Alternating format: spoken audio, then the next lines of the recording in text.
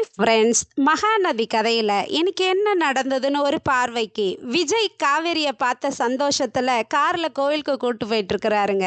அவங்க மனைவி உயிரோடு இருக்கிறாங்கன்னு அவருக்கு ரொம்ப சந்தோஷம். ஆனால் காவேரிக்கு தான் இன்னும் விஜயை பற்றி ஞாபகமே வரலை.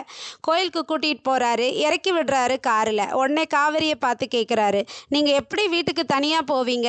காரில் கொண்டு வந்த மாதிரியே கூட்டு போய் விட்டுமான்னு கேட்குறாரு. அதுக்கு காவேரி சொல்கிறாங்க, நான் ஒன்றும் உங்கள் பொண்ணு மாதிரி சின்ன குழந்தை கிடையாதுங்க, எனக்கு தனியாக போய்க்க தெரியும் அப்படின்னு சொல்லிட்டு அவங்க கோயிலுக்குள்ளே போகிறாங்க. என்ன இந்த ஆள் ரொம்ப அட்வான்டேஜ் எடுத்துக்கிறாரு அப்படின்னு சொல்லிட்டு மனசில் நினச்சிக்கிட்டே போகிறாங்க.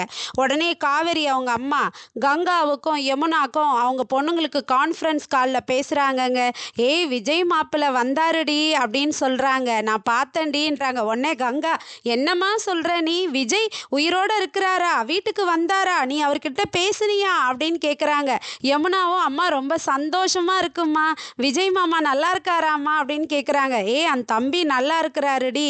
காவேரிக்கு ரொம்ப சந்தேகம் வந்துருச்சு. நான் அவரை வீட்டுக்கு வர வச்சதும் குழந்தைக்கு நல்லா சமைச்சு போட்டதும் அதுவும் இல்லாமல் அவர் கூட கோயிலுக்கு அனுப்பிச்சிட்டேன்டி. அதனால் அவள் ரொம்ப சந்தேகப்பட்டுருவாடி.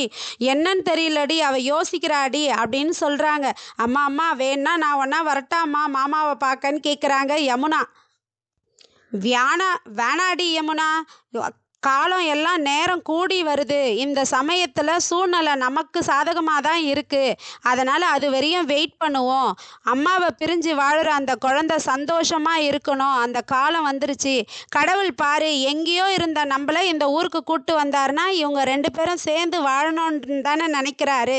அதனால் நான் சொல்கிறப்ப வாங்கன்னு சொல்கிறாங்க. உடனே கங்கா கேட்குறாங்க, அம்மா குழந்தைய பார்த்தியா? குழந்தை யாரை மாதிரிமா இருக்குது அப்படின்னு கேட்குறாங்க.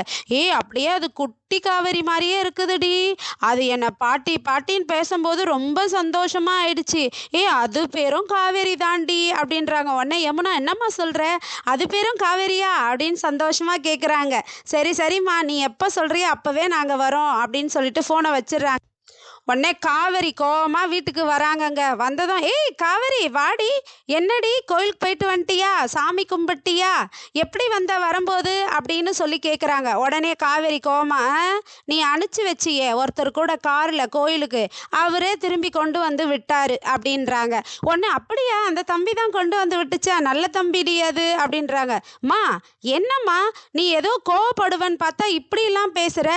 எனக்கு அவர் போகிறதுக்கு பிடிக்கவே இல்லை. ஏதோ நீ என்னை அனுப்பிச்சி வச்சியே அப்படின்றதுனால தான் நான் போயிட்டு வந்தேன். பாரு, அவங்க இங்கே வீட்டுக்கு வரத்தெல்லாம் எனக்கு பிடிக்கல. என்னவோ அவங்க வீட்டுக்கு வரத்தும் அந்த குழந்தைக்கு நீ விதவிதமாக சமைச்சு போகிறதும் அது ஸ்கூலில் படிக்கிற என்னுடைய ஸ்டூடெண்ட்டு தான். ஆனால் என்னை விட நீ ரொம்ப பாசமாக இருக்கியே அப்படின்னு கேட்குறாங்க. எனக்கு ரொம்ப அந்த குழந்தை பிடிச்சிருக்குடி. அந்த தம்பி எவ்வளோ கஷ்டத்தில் அந்த குழந்தைய வளர்க்குறாரு. அந்த குழந்தையும் அம்மா இல்லாமல் வாழுதுடி. அது ஒரு அம்மா கிடச்சி சந்தோஷமாக இருக்க வேண்டாவா? அதனால் அந்த குழந்தை இங்கே வரத்துனால அந்த தம்பிக்கும் சந்தோஷமாக இருக்குது. அது மட்டும் தானா? அந்த குழந்தைனால நம்மளும் தானே சந்தோஷப்படுறோம் அப்படின்னு சொல்லி கேட்குறாங்க.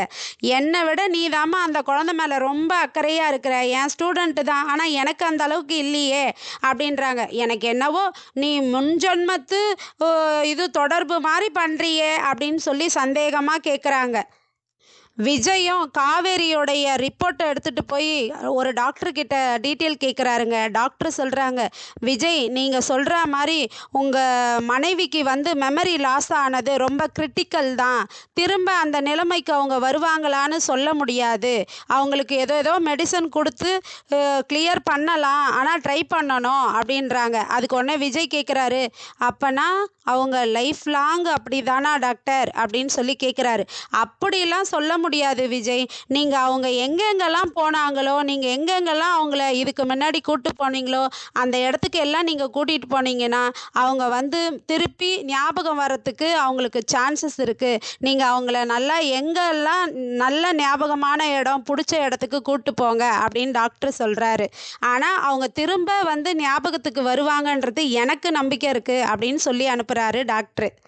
அதுக்கப்புறம் ஞாயிற்றுக்கிழமை லீவ் வந்துடுதுங்க. உடனே விஜயும் பாப்பாவும் காவேரி வாசலில் டிங் டிங் டிங் டிங்னு மணி அடிக்கிறாங்க. கதவை திறந்து பார்த்தா இவங்க நிற்கிறாங்க. உடனே காவேரிக்கு ஷாக்கு. ஏன் இவங்க இங்கே வராங்க, எனக்கு புரியலையே, எதுக்கு இவங்க வந்தாங்கன்னு மனசில் நினச்சிட்டு இருக்காங்க. நினச்சிட்டே இருக்கும்போது விஜய் சொல்கிறாரு, அம்மா ஃபோன் பண்ணாங்கங்க காலையில், அதனால தாங்க நான் வந்தேன்றாரு. என்னது, நான் நினச்சது இப்போ உங்களுக்கு எப்படி தெரியும், இதுக்கு பதில் சொல்கிறீங்கன்றாங்க. இல்லைங்க, நாங்கள் காலையிலேயே ஃபோன் பண்ணதுக்கு அம்மா தான் வாங்க தம்பின்னாங்க, அதனால் வந்தோங்க அப்படின்னு சொல்கிறாரு. உடனே கோவமாக இருக்குது. என்னம்மா இது அப்படின்றாங்க. காவேரி, நான் தாண்டி அந்த தம்பியை வர சொன்னேன், சரி இன்னைக்கு லீவு தானே, அதனால் இங்கே ஒரு நாள் இருக்கட்டும் அப்படின்ட்டு.